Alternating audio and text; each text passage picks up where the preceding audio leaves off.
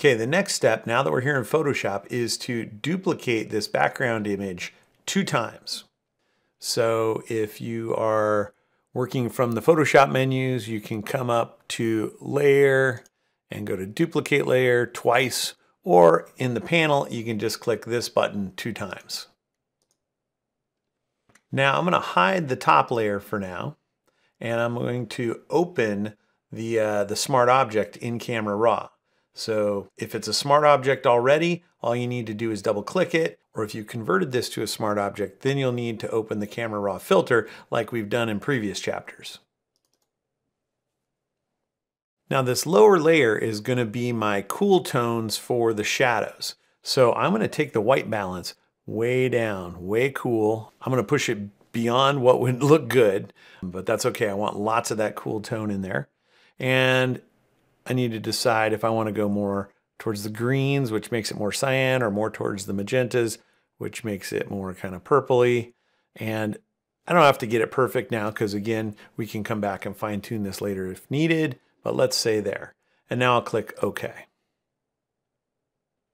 So there's our cool layer.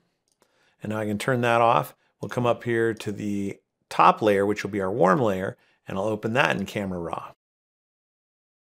And this one, we're going to take the white balance the other way. So I want to warm it up. And actually for these tones this particular morning, it was really pink, magenta-y. So I'm really going to add some warmth and some magenta in there.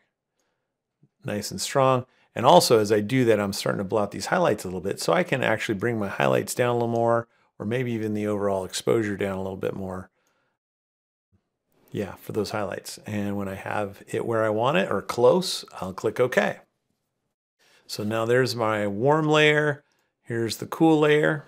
And neither one of those, looks good in its entirety. So now we need to use luminosity masks to create the transition from the highlights to the shadows, from warm to cool.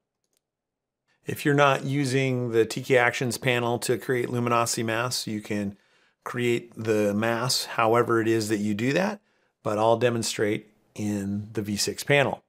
So I'm going to come up here in the Rapid Mask module and switch to Layer Mask mode. So now any mask that I create will be automatically applied to the layer mask of the active layer. And I'm going to start with a Lights 1 mask.